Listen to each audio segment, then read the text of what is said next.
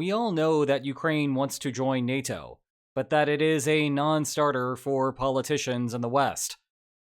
Of course, the reason why Kyiv is interested in NATO is obvious. With membership comes the military power of the alliance. That might take an expected outcome of war, say here, and shift it into a direction favorable to Ukraine. Now, let me be clear up front. Unequivocally, Ukraine would be better off under this circumstance. But what I find interesting is that the political gridlock in NATO is being treated as strict downside for Kyiv. And sure, it is not great. However, sometimes you have to make lemons from lemonade. Let me explain. Given that a shift in the outcome like this is not happening, the West is failing to exploit a hidden bargaining leverage from it. Think of it as a consolation prize of sorts. You see, the more that NATO is infeasible now, the more territory that Ukraine should be able to hold in any sort of peace negotiations with Russia. Thus, as the Trump administration begins looking for an end to the war, a simple freezing of the front line is an even worse outcome than it appears on the surface. To unravel this mess, today we will begin with a false perception about what Russia and Ukraine are really fighting over. The key strategic dynamics of this type of situation involving power shifts, a special focus on how long Ukraine will need to wait to join NATO, and then some classic lines on maps to understand why the delay at least provides Ukraine with some short-run benefits. We will then finish with a quick thought about what this means for the Trump peace plan overall. But we begin with what Ukraine and Russia are fighting over. I think a common perception of the war would generate 3 primary answers. My goal is to convince you that they are actually all the same thing. Or at least kind of. Let's go through each of them. It is easy to convince people that there is a territorial component to the war. There are literal land battles here. The lines are constantly being redrawn, and the Kremlin has visions of establishing the area as New Russia. What is more nebulous is the political control component. This is a battle that dates back to Ukrainian independence. That Russia wants Kyiv to be Kiev and under its sphere of influence. The implications there include everything from cushy agreements regarding Crimean naval facilities to Russian culture remaining present in the country. But note that these 2 goals are really the same thing. One way to do it is via treaties and legal institutions. The other way is territory. Russia can force particular sections of the country to follow those demands by simply annexing them, as made Federation law on September 30th, 2022. Let me repeat this because it is something that I hear war commentators miss all the time. Territorial control is political control. It is just political control the hard way. Now, NATO membership sounds like it is part of the sphere of influence thing, but there is a big difference here. For Ukraine, and all other alliance members for that matter, NATO is a means to an end. It is not an end in and of itself. It is easy to confuse this from the outside. After all, European countries on Russia's doorstep have worked tirelessly to gain entry. But if you understand the logic of lines on maps theory, that is no surprise. Remember, the policies that you can politically resist versus Russia depend on how you expect a war to unfold. If you have NATO backing and are better able to resist, then congratulations. You can stand firm on more favorable ground. Military power is political currency, and NATO has a ton of purchasing power. Indeed, this is true of any military technology. It is the same reason why opponents of Iran do not care directly about Iran developing nuclear weapons, so much as how Tehran could use nuclear weapons to coerce those countries on the substantive issues that they do care about. No one is looking at a shiny new weapon system and thinking to themselves, "Hey, this thing intrinsically makes me happy. I am so glad to have it." Okay, fine. Something like HIMARS is an engineering marvel and is cool in that sense. Then again, maybe they could have designed it to not have the door get stuck on the mounted gun. My point here is that Poland's share of HIMARS exports cost $10 billion. Engineering marvel, yes, but $10 billion of intrinsic enjoyment, no. At that price, you could instead endow a new university that would rank between Cornell and Chicago. And if you have that kind of money, please send me a message. The latter is intrinsically useful. The former is not. In turn, the spillover consequences of military capacity are why the Kremlin is so concerned about Ukraine joining NATO. Again, it is not NATO by itself. Nor is it that the United States is going to be using Ukrainian planes as a staging ground to invade Russia. It is that when Moscow makes demands out of Kyiv, or else, Kyiv will just respond by selecting the or else option and feel comfortable about deciding policy within its own borders, not under the Kremlin's influence. This distinction is not obvious. If you want to see a whole lot of researchers waste their own time and countless others' time as well, then hop back into the 1980s and read a whole bunch of work where everyone is talking past each other on this point, not understanding how military power leads to greater payoffs, but are not direct payoffs themselves. In fact, it took one of the OG Lines on Maps researchers to get our discipline back on track. But the distinction matters quite a bit when you delve deeper into coercive bargaining strategy, and that is where we need to spend the rest of our time in this video. With that as our preface, let's lay out the key components of the situation that Ukraine and Russia find themselves in. Among crisis bargaining researchers, bargaining over power has become a popular topic to study over the last 15 years. Heck, my self-respecting academic alter ego is also included in that group. But today, I want to focus on a claim from this paper, titled Commitment Problems in Alliance Formation, coincidentally published right before Russia's invasion began.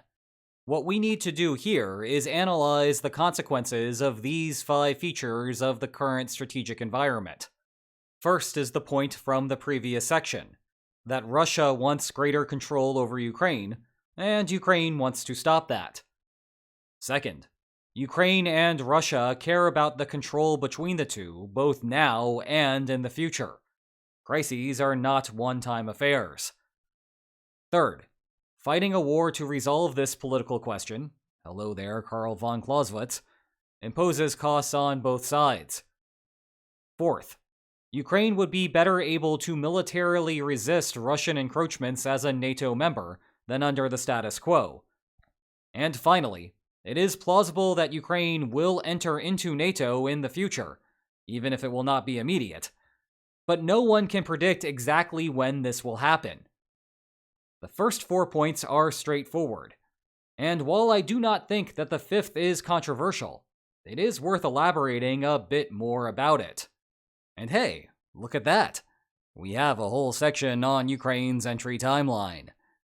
You may already know that Ukraine has officially applied for membership via the letter seen here, but also that this step is the least important part of the process. Indeed, you are likely already familiar with one dimension of the problem: NATO's requirement that applicants resolve all ongoing territorial disputes on their soil. Now, the reason that this rule is well known is that it encouraged Russia to exacerbate tensions in Ukraine to forestall the accession process. Lest we forget, the exact same thing happened with Georgia in 2008. Another problem is military coordination. NATO wants to save on costs by mass-producing weapons and equipment to set standards. Thus, it is a problem if NATO produces 155mm shells, but your country still uses legacy 152mm shells. Still, there is more to the story than just that. Otherwise, your country would simply become a purchaser of NATO arms exports, but not an actual member. After all, NATO is not a charity. It does not admit new countries out of benevolence. Rather, it expects there to be some benefit to the alliance that already pre-exists that comes along with the enlargement. Ironically, the war is improving Ukraine's argument for admission on both of the last two grounds. More 155mm systems get sent to Ukraine every month, a microcosm of the broader shift to Western weapons. Meanwhile, Ukraine's future contribution to NATO is that its soldiers know how to fight modern wars. Once this war ends, NATO's military strategists are going to be asking Ukrainians to fly into Brussels and elsewhere in Europe and the United States to give lectures on the subject. And even if we narrow down the conversation to Ukraine's specialization in drone warfare, that would be a compelling argument alone about the country's value added. After all, Russia is learning a lot about that too, and NATO does not want to fall behind. However, there is one last problem. NATO started as an organization geared toward resisting Soviet expansion. Consequently, after the end of the Cold War, NATO suffered a bit of an identity crisis. Part of NATO's self-reflection from a 1995 study on enlargement was that the organizational focus should shift to the promotion of democracy, freedom, and market-oriented economies. In that light, the war has created a catch-22 for Ukraine. Since 2010, there has been one normal presidential election in Ukraine, Zelensky's 2019 victory over incumbent Petro Poroshenko. Moreover, there have only been two since 1999. In other words, Ukraine has not established a democratic legacy to the level that NATO countries would like to see. The last thing that NATO wants is for a country that looks like it is in a democratic position today suddenly to turn south and become the next Hungary or Turkey. And the ironic thing is that Ukraine cannot establish a democratic tradition until after the war ends. Its constitution prohibits elections as long as fighting continues. To be clear, these factors explain why Ukraine has not already joined NATO. But at the end of the day, they are just guiding principles. At some point, the alliance could collectively decide that it is time to move past them and admit Ukraine regardless of what else is going on in the world. However, when that will happen depends on a host of factors, like which leaders are elected in current member states and what their collective appetite for risk is. Thus, Ukraine will not be joining NATO anytime soon, not as long as Hungary and Turkey stand in the way, and the United States and Germany worry about increasing the risk of a direct confrontation with Russia. At some point in the future, though, Ukraine will likely join the alliance. It is just impossible for anyone to reliably predict when that day will arrive. And now we can get to the meat of today's video. How much territory Ukraine can retain while convincing Russia to end its invasion. Oh, and as a general reminder here, my job as someone who studies crisis bargaining is equivalent to an engineer tasked with examining how a bridge could be built over a river. You might not like the hoops that you have to jump through to span the gap, or how much you will have to spend to do so. But blaming me for that would be like blaming the engineer for the existence of gravity.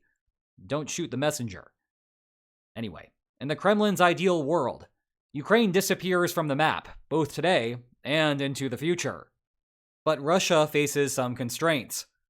One is that, at some point in the future, Ukraine will join NATO, and the balance of power will shift against Russia. The second is that, even with the balance of power as it is today, continuing to pursue the war is costly, and seemingly growing costlier every day. The alternative for Russia is to try to negotiate some type of peace deal, at this point brokered by Trump. More on his involvement here in a minute. However, the Kremlin will want to factor in how an agreement would work today, and the constraints on such an agreement in the future. Let's focus on that latter bit. Once Ukraine joins NATO, inevitably Ukraine will have the power to stand firm against onerous Russian encroachments. There will be some wiggle room due to each side's costs of war, but a credible deal must be somewhere around here. Now, precisely because Russia does worse in the future, The Kremlin would need more today to prefer the combination of the short-run deal and the long-run deal to a war outcome presently. How much does this increase Russia's minimum demands by? Well, that depends on how much the Kremlin cares about short-term payoffs versus long-term payoffs. Maybe ask the powers that be how they feel about historical legacies and all that, though you might also wish to consider the age of Kremlin leadership. More of a future focus would actually raise the Kremlin's present demands because of how bad the post-NATO outlook is. It also depends on how much protection NATO membership provides to Ukraine. Again, presumably this is a great deal, and that also implies higher present demands from the Kremlin, once more because the future looks bad. Finally, it depends on what exactly the future means here. Are we talking about next year, for certain? Or will it be 10 years before Ukrainian entry becomes plausible? And even then, the stars will have to align for it to work. Here is the thing, though. The longer that this goes into the future, the less the Kremlin's bottom line will be in the present. That may seem weird at first. Usually, coercive bargaining leverage is correlated. If you are capable of demanding one thing, then you are probably capable of demanding other things too. But remember, NATO is not an end. It is a means to an end. And this is where that distinction starts to have some bite. If the long-run outlook begins to look better for Russia, then Ukraine can leverage that threat to make greater demands now. Put differently, if NATO is not in the picture, then Russia has less of a desire to try to get something while the getting is good. And that is the central point for today. Yes, it would be ideal for Ukraine if tomorrow we all woke up and inexplicably Ukrainian flags were flying over the Brussels headquarters. But we do not live in Ukraine's ideal world. That is the bad news for Kyiv. The good news is that there is a consolation prize. Russia will accept divisions further to the east in the present than would otherwise be the case if NATO membership were closer to reality. And that leads us to a couple of closing points about how the Trump administration is thinking about structuring a peace deal. We have discussed before the proposal from Special Envoy to Ukraine Keith Kellogg. It seems relatively agnostic about how Russia and Ukraine will divide the territory, though I should note that Kellogg commonly expresses firm anti-Russia sentiment in his personal comments. Read into that as much as you want, and speculate further about how that projects onto Trump's thinking of the situation. Regardless, there is little reason to have ambivalence be the default policy, and to implement the current line of control because, well, it is the current line of control. If Russia is satisfied with its efforts to throw up roadblocks on the path toward Ukrainian entry into NATO, so be it. At least use that as leverage to allow Ukraine to retain more territory. To be clear, that does not mean that the line of control is the wrong division to implement. If military and intelligence analysts agree that a prolonged war would produce an expected outcome far west of the current line of control, which is not the consensus in the open source intel community, then freezing things as they stand would be a relatively good outcome compared to the alternative for Ukraine. On the other hand, if economic pressure is putting the Kremlin in an increasingly vulnerable position, then the current line of control would represent a vast overpayment to Russia. And it is worth noting that flooding military aid to Ukraine resolves the problem in a different way. The Kremlin's alternative to a peace deal is continued war today. The worse that is for Russia, the more conciliatory the Kremlin is forced to be. And it comes with the bonus of forcing Russia to acknowledge Ukraine's accession to NATO. Remember, the problem from Russia's perspective is that NATO massively shifts the balance of power in Ukraine's favor. But resetting this to a hypothetical status quo, if the United States floods weapons into Ukraine, then the line shifts right now, and in turn, the net additional effect of future NATO membership is minimal. And it is the net difference between the two of these that defines the Kremlin's credibility of trying to keep Ukraine out of NATO. Note that when it is small like this, there is little credibility. No doubt that the Kremlin will get on the phone with Western leaders and complain, but trying to do something to stop it is too risky given the small shift. Rather, it is the big shift that causes the problem. Just one more thing for the Trump administration to consider. Actually, there are a couple of more things that they need to think about. First is whether to watch an in-depth Q&A video on what Trump has done since he entered office over on the Lines on Maps Extra channel. And second is which of these two books to read to learn more about the war. Check the video description for more information about them. And if you enjoyed this video, please like, share, and subscribe, and I will see you next time. Take care.